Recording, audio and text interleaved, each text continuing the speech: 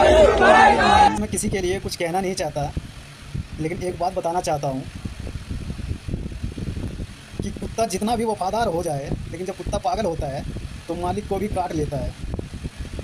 और कुत्ते से ज़्यादा घोड़ा वफादार होता है, क्योंकि घोड़े के पीठ पे जब मालिक सवार होता है और घोड़े को ये अंदाज़ा लग जाता है कि आगे मेरे मालिक का जान का खतरा है, तो वो हिनहिनाने लगता है, उसके आगे बढ़ना नहीं चाहता और बढ़ता भी नहीं है, अपने मालिक का जान बचा लेता है। इतने वफादार होता है घोड़ा। और सोचने वाली बात जानते हो साहब क्या है? जब वही घोड़ा अगर पागल हो जाए तो फिर मालिक ये नहीं देखता कि ये घोड़ा मेरा वफादार था, या इस घोड़े ने मेरी जान बचाई, या इस घोड़े से मैं कितना प्यार करता हूँ। फिर वो मालिक ये नहीं सोचता। फिर उसके दिमाग में एक ही बात होता है, इसको किसी तरह से अपनी ज़िंदगी से निकाल दो। निकालने का मतलब कुछ भी हो सकता है, इसको ले आके जंगल में छोड़ दो, ले आके गोली मार दो, ले आके हत्या कर दो, ले आके कुछ भी कर दो, मतलब कि मेरे से छुटकारा, जान का छुटकारा चाहिए। और ये बात घोड़ों के लिए और कुत्तों के लिए नहीं था, समझदार के लिए इशारा काफ़ी होता है, और गधों के लिए चारा काफ़ी होता है। कहा जाता है अगर घोड़ा घास से अगर दोस्ती कर ले तो घोड़ा क्या शेर की तरह मांस खाएगा? नहीं खा सकता। ये जो आप लोग नारा सुन लिए ना नारा, ये वो लोग हैं 14 के बाद की पैदाइश, कहता है कि जात पात की करो विदाई, हम सब हिंदू भाई भाई। लेकिन यही लोग हैं, और जो जिन लोगों का हाथ ऐसे छपरियों लोगों के सर के ऊपर है, उन लोगों का दोनों का बात बता रहा हूँ। कोई कहता है कि बटोगे तो कटोगे, एक रहोगे तो सेफ रहोगे, और ऐसे उसके अमचे चमचे छपरी कहता है जात पात की करो विदाई, हम सब हिंदू भाई भाई, ब्राह्मण जिंदाबाद। ऐसे छपरी लोग कहता है, जानते हो क्यों? क्योंकि इन लोगों के सर के ऊपर वाले का हाथ है, वो ऊपर वाले का नहीं, उसके ऊपर वाले का। तभी तो बेखौफ होकर कहीं भी कुछ भी बोल जाता है, क्योंकि पता है जिसके हाथ मेरे सर पे है, जब वो इतने बड़े बड़े बात बोल सकता है तो हम क्यों नहीं। सोचो आज ये लोग, आज इन दोनों का कारनामा जो कहता है एक रहोगे तो सेफ रहोगे, जात पात की करो विदाई, इन दोनों का कारनामा सुनोगे तो हैरान हो जाओगे। इन्हीं लोगों का कारनामा है कि कोई अगर दलित बुलेट से अगर किसी ब्राह्मण के गांव से अगर निकल जाए तो उसको ये कह के मार दिया जाता है कि तुम्हारी औकात कैसे हुई मेरे सामने बुलेट चलाने की। अगर कोई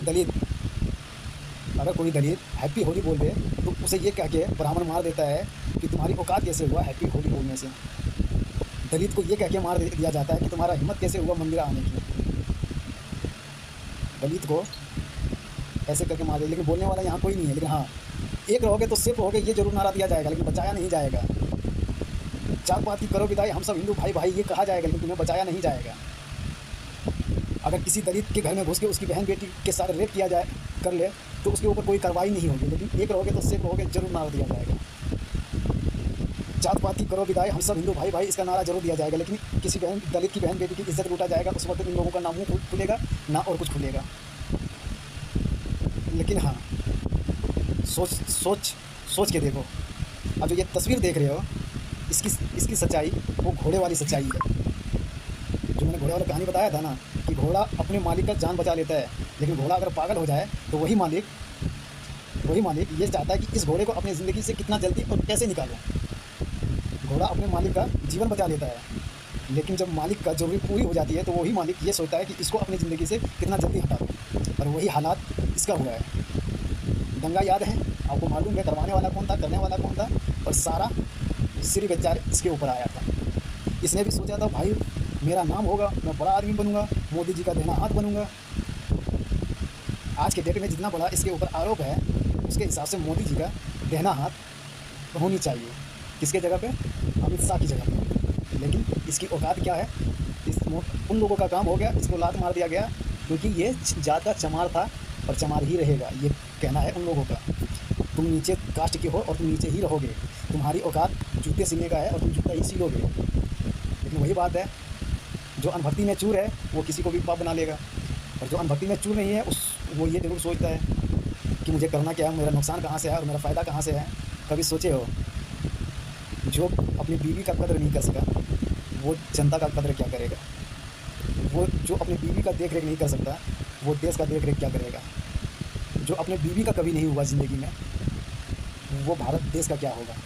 कभी सोचे हो? नहीं सोचे, और सोचोगे भी नहीं। इन लोगों को तीन तलाक से नफरत है, लेकिन इससे नफरत नहीं है कि किसी महिला के साथ शादी करके बिना तलाक दिए उसको विधवा के रूप में ज़िंदगी कटा दे।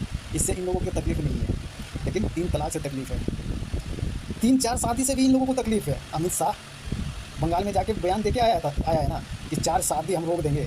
इन लोगों को 4 शादी से भी मतलब है, लेकिन स्टीन फाइल के में नाम आ जाए, ऐसी ऐसी अय्याशी करे, जिसके ऑफिस में महिला को हाथ में हथकड़ी, पैर में जंजीर बांध के रखा जाए, ना जाने उसके साथ कैसा कैसा हरकत हो। ये कर सकता है, लेकिन कोई 4 शादी नहीं कर सकता।